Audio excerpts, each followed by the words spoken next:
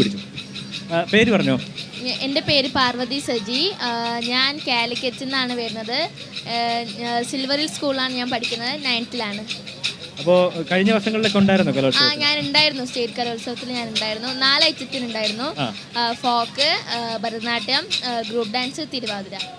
ഇത്തവണയോ?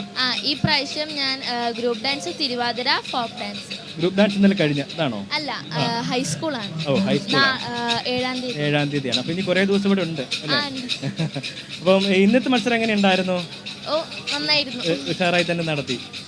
നമുക്ക് അതിൻ്റെ ഒരു പ്രകടനത്തിലേക്ക് പോകാനുള്ള സാഹചര്യങ്ങളൊക്കെ ഉണ്ടല്ലോ അല്ലേ? നമ്മുടെ പ്രേക്ഷകർക്ക് വേണ്ടിയിട്ട് ആ ഒരു പെർഫോമൻസ് നമ്മൾ ഇവിടെ അവതരിപ്പിക്കാൻ വേണ്ടി പോവുകയാണ്. നമുക്ക് ആ ഒരു പ്രകടനം കണ്ടിട്ട് വരാം.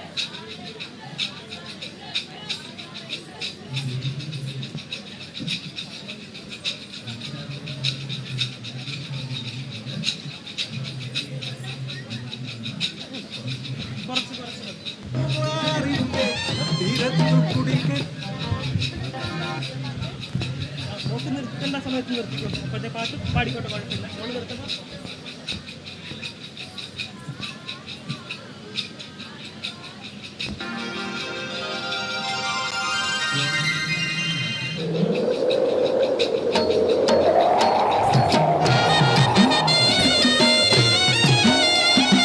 മുളങ്കാടിൻ സംഗീതം ചേർന്നൊഴുകുവാറിന്റെ തീരത്തു കുടിൽ കെട്ടി വാഴുന്നോര് ചോപ്പടി ഗ്രാമത്തിൻ പറയിപ്പെണ്ണ്.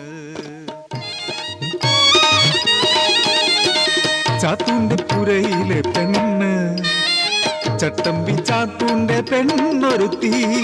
ചട്ടമ്പിയാണേലും ചന്തമൊന്നുമില്ലേലും ചാത്തൂന് ചങ്കാണി പറയിപ്പെണ്ണ്. ചോപ്പടി ഗ്രാമത്തിൻ പേരു കേട്ടാൽ അറപ്പാണി മേലാളർക്ക് ഗ്രാമത്തിൻ ശാപമാണി ആചാരം. ചോപ്പടി എന്ന ദുരാചാരം പെണ്ണോട് തീണ്ടാരിപ്പേറിയാല് 4 നാൾ ചോപ്പടി കഴിയണം. 4 അടി പൊക്കത്തിൽ കളിമണ്ണ തീർത്തൊരു ഇരുളിൻ മാടമാണി ചോപ്പടി. കിളിവാതിൽ ഇരുനേരം തുറന്നിടും പഴങ്കഞ്ഞി നൽകുവാൻ മാത്രമായി. ചാത്തൂന്റെ പുരയിലൊരു പെണ്ണു പിറന്നേ, അഴകുള്ള അടിയാത്തി പെണ്ണു പിറന്നേ. ചട്ടമ്പി ചാത്തൂന്റെ ചങ്കലിക്കും കുഞ്ഞിന്റെ പാലിന പുഞ്ചിരിയിൽ.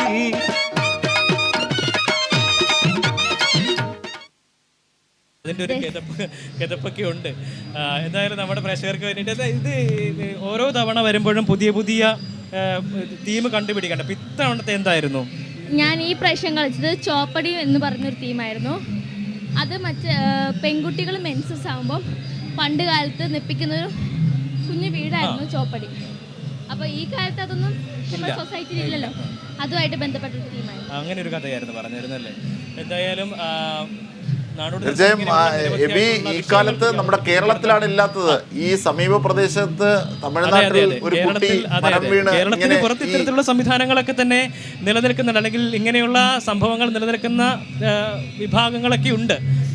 പക്ഷെ കേരളത്തിൽ അത് അങ്ങനെയല്ല എന്നുള്ളതാണ്. അവിടെയാണ് നമ്മുടെയൊക്കെ ഒരു സാംസ്കാരിക രാഷ്ട്രീയത്തിന്റെ മികവ് ഈ ഘട്ടത്തിൽ പറഞ്ഞു വെക്കേണ്ടതുണ്ട്. അതെ അതെ അതെ അതെ തീർച്ചയായും. എന്തായാലും നമ്മുടെ വേദിയിലേക്ക് വരുന്ന, അല്ലെങ്കിൽ നമ്മുടെ സ്റ്റുഡിയോയിൽ വരുന്ന ആളുകൾക്ക്, കല അവതരിപ്പിക്കുന്ന ആളുകൾക്ക് നമ്മൾ ചെറിയൊരു ഉപഹാരം കൊടുക്കുന്ന ഒരു പതിവുണ്ട്. അപ്പോൾ